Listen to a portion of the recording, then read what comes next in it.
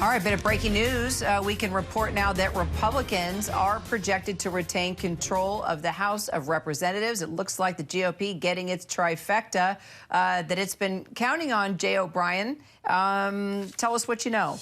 Yeah, and so this just coming in moments ago, ABC News can project that Republicans will get the 218 seats they need in the House of Representatives to hold on to their majority in that chamber, which means you've got Donald Trump in the White House in control of the executive branch, Republicans in control of the Senate after this election, and Republicans holding on to control of the House of Representatives. This is something that has been projected a week plus after Election Day, Kira, because there were some races, particularly those out west, that were just too close to call. It looked good for Republicans really from election night onwards, but a lot of these races still needed vote to be counted in order for us to fully make this projection at ABC News. Certainly Republicans expected this. House Speaker Mike Johnson said as much yesterday when he took a victory lap at a press conference, saying that Republicans are going to, quote, hang an America First banner, end quote, over the Capitol. Donald Trump visited with House Republicans this morning, took a victory lap alongside them, said that they're going to work together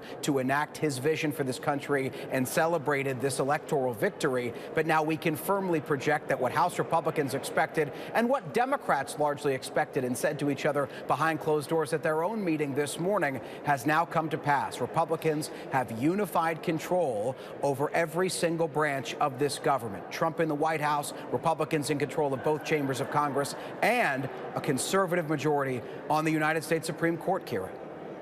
So what if members get plucked from President-elect Trump, take new jobs or, I don't know, even resign? I mean, couldn't that impact this? That could change the numbers here. It doesn't look likely enough to put Republicans in the minority if Donald Trump were to pluck one or two, et cetera, members out of the House. He's already picked two, actually three, to join his administration. One is Mike Waltz, his national security advisor. Another was the number 4 Republican in the House, Linsey Davis, who's his pick to be UN ambassador, and the list goes on. What Steve Scalise, the number 2 Republican in the House, said yesterday at a press conference is a version of thanking Donald Trump for picking his colleagues and saying that he's excited for his colleagues. But I'm paraphrasing Scalise here. He said maybe pump the brakes for a little bit and give us some time to get those who need to vote on legislation now in this current Congress, where Republicans still have a slim control of the House, over the goal line. And then in January, when they're also going to have a very slim control over the House, give us some breathing room to allow some of these special elections to take place in some Republican-heavy districts, get new members who would have been elected in those special elections, presumed to be Republicans, because again, they're largely Republican-heavy districts, into place, into the House, and kind of beef up our majority from there. Jay O'Brien on